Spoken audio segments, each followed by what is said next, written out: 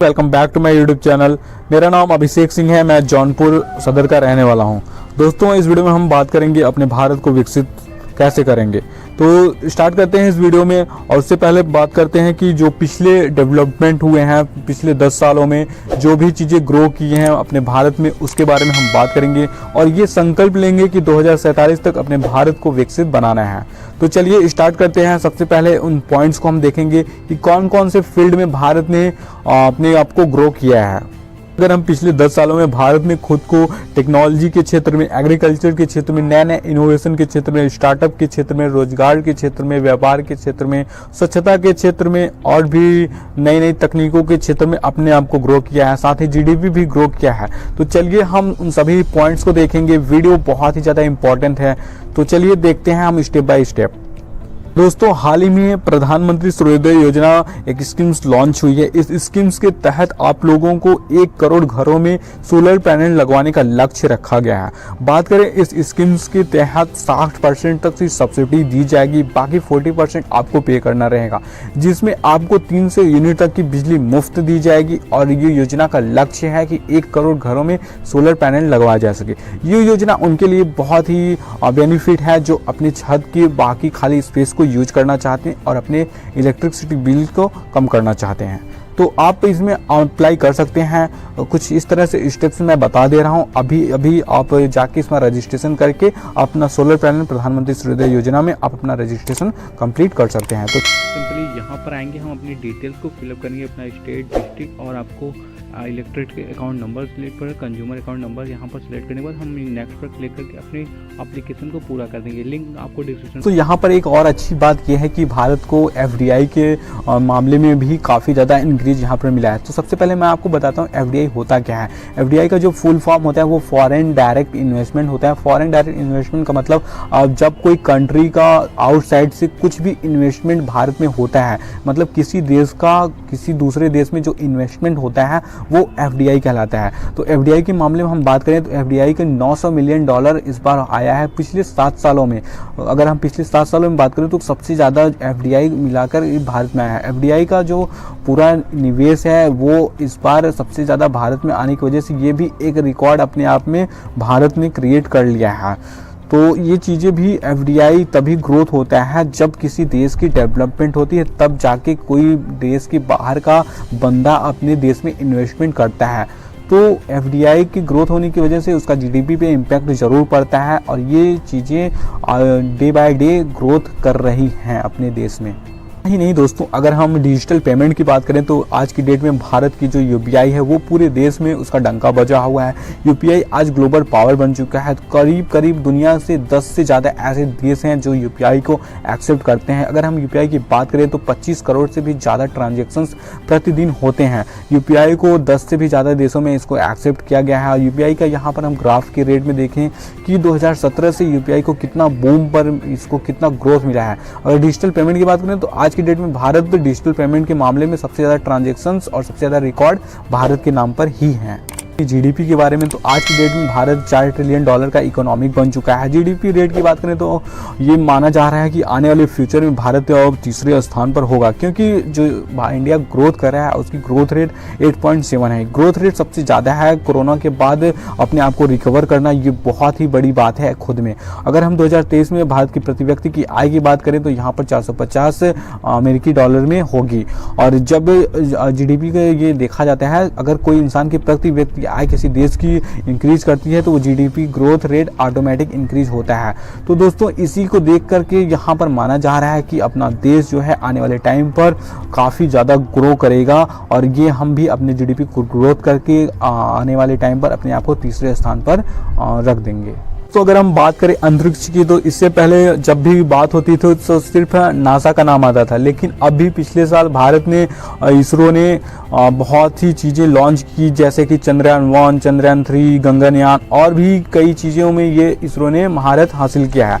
आज के दौर में इसरो का पूरी दुनिया में नाम है, इसरो को जाना जाता है और इसरो बहुत ही तेज़ी से ग्रो कर रहा है। इसरो की एक खास बात यह है कि कम रिसोर्स में, कम कॉस्ट में ज़्यादा चीज़ें अचीवमेंट करता है।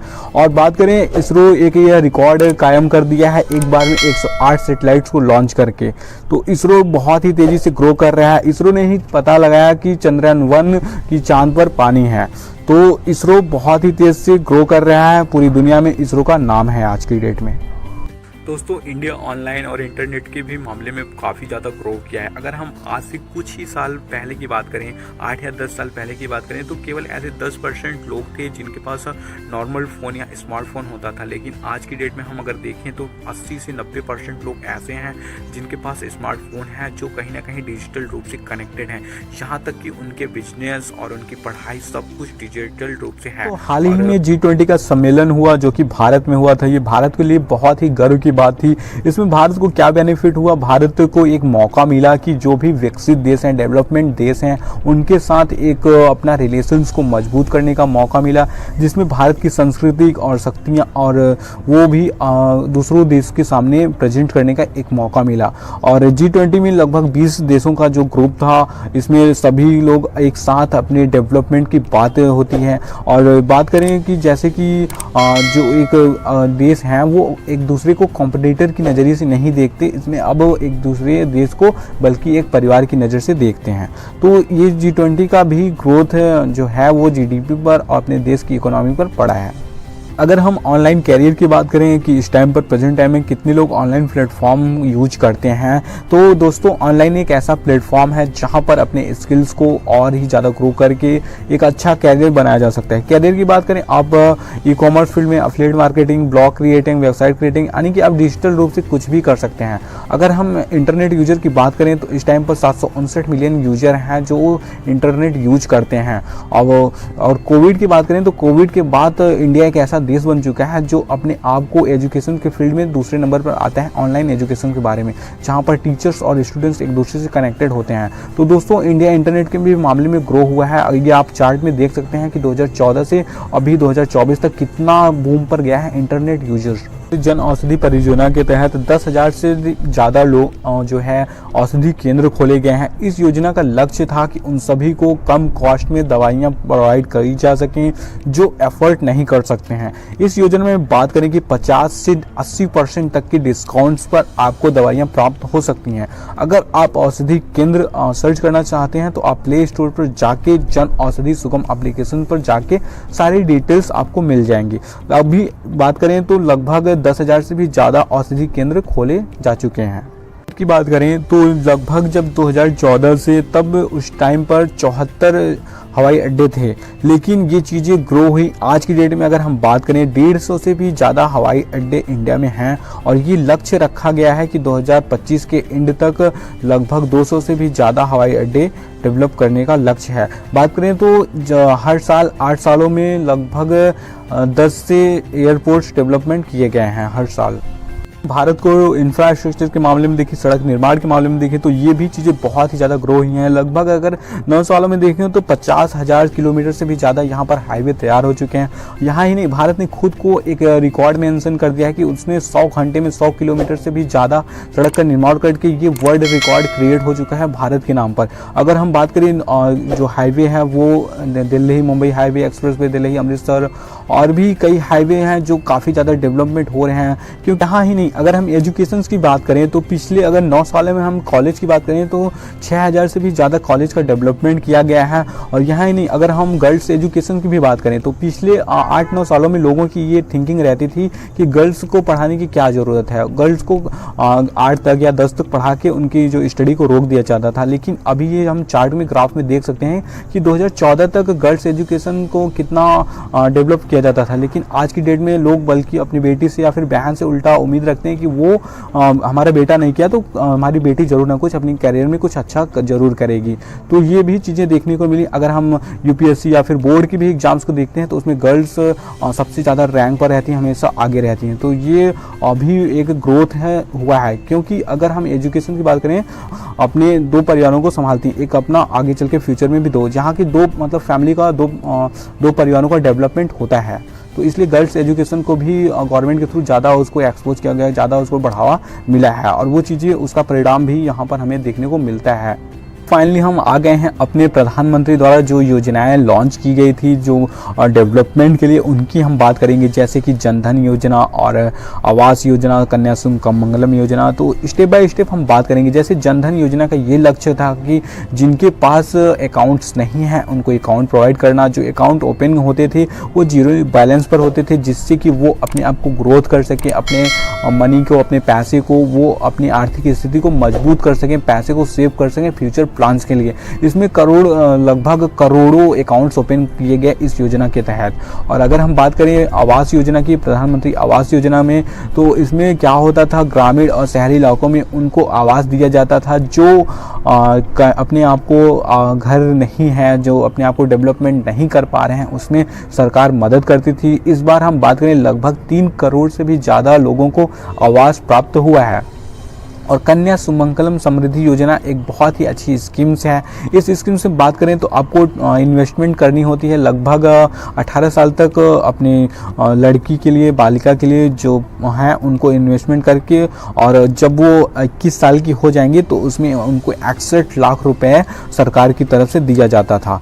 और आयुष्मान योजना की बात करें तो ये आप लोगों को, सभी लोगों को पता होगा, आयुष्मान योजना, आयुष्मान कार्ड होता है जिसमें सरकार की तरफ से 5 लाख जो है इलाज मुफ्त रहता था। अगर आप कभी बीमार पड़ते हैं तो वो सरकार की तरफ से आपको इलाज किया जाएगा। तो ऐसा दोस्तों कोई ऐसी स्कीम्स कभी नहीं लॉन्च हुई, और ये पिछले कुछ सालों में जो स्कीम्स लॉन्च हुई हैं अपने ग्रोथ के लिए, अपने भारत की ग्रोथ के लिए। और बात करते हैं कौशल विकास योजना। कौशल विकास योजना में उन युवाओं को, उन सभी लोगों को जो चाहे वो बालिका हों, चाहे वो बालक हों, चाहे गर्ल्स बॉयज़ हों, उन सभी को स्किल्स डेवलपमेंट किया जाता था ताकि वो अपने आप को ग्रो कर सकें, वो किसी के ऊपर डिपेंड ना रहें। उनके अंदर जब स्किल्स रहेगी तो वो खुद अपने आप को कहीं ना कहीं किसी फील्ड में सेटल कर लेंगे। तो इस योजना के तहत तो लगभग करोड़ों लोगों को ये स्किल्ड किया गया, उनको एजुकेट किया गया। और किसान समृद्धि योजना के तहत उन सभी किसानों को आर्थिक हेल्प दिया जाता है जो अपने आप को बीज से रिलेटेड या फिर कोई नुकसान होता है तो वो उसको रिकवर कर सकें। किसान समृद्धि योजना के तहत उनको बेनिफिट दिया जाता है। अगर हम जल जीवन मिशन की बात करें तो लगभग 9 साल पहले जहाँ पर घर घर योजना था, ये सभी लोगों को जल दिया गया, हर घर नल, इस तरह से लॉन्च किया गया था। लगभग इसमें 2-3 करोड़ से भी ज़्यादा घरों में जो उनको जल दिया गया है उनको प्रोवाइड किया गया है। अगर हम डिजिटल योजना की बात करें तो प्रधानमंत्री डिजिटल योजना के तहत इसमें लगभग 8 से 9 करोड़ लोगों को डिजिटली कनेक्ट किया गया ताकि अपने जो डिजिटलाइजेशन है उसको ज़्यादा से ज़्यादा ग्रो किया जा सके। ऐसे ही दोस्तों बहुत सारे स्कीम्स लॉन्च किए गए जैसे उज्ज्वला योजना, स्वच्छ भारत मिशन योजना। इसमें करोड़ों लोगों को जो है शौचालय दिया गया और स्वच्छ भारत मिशन की योजना के तहत उनको स्वच्छता में योजना में शामिल करने का मौका मिला। और उज्ज्वला योजना के तहत उन सभी ग्रामीण इलाकों में उन सभी महिलाओं को धुआं से मुक्त करने के लिए गैस भी दिया गया। अटल पेंशन योजना, ज्योति योजना, ऐसे बहुत सारे योजना सरकार के द्वारा लॉन्च किए गए हैं। मैं उन सभी स्कीम्स को बताना इम्पॉसिबल है, मैंने बस उसी स्कीम्स को इसमें कंडक्ट किया है जो बहुत ही ज़्यादा मतलब इम्पॉर्टेंट थे, बहुत ही ज़्यादा। तो दोस्तों हमें भी अब संकल्प लेना है कि आने वाले टाइम पे अपने जो देश की ग्रोथ हो रही है, हमें भी अपने देश को 2047 तक विकसित बनाना है। और अपने ग्रोथ को देखने से ये हमें आत्मनिर्भरता, ये मोटिवेशन हो रही होगी कि हाँ, हम सच में 2047 तक अपने देश को जो है विकसित होते हुए देख सकते हैं। तो दोस्तों मैं संकल्प लेता हूँ कि जो 2047 तक अपने देश को विकसित होने में पूरी अपनी मदद करूँगा, क्योंकि जो देश है वो आपसे है और पूरा देश विकसित होने की एक उम्मीद देख रहा है। Thank you.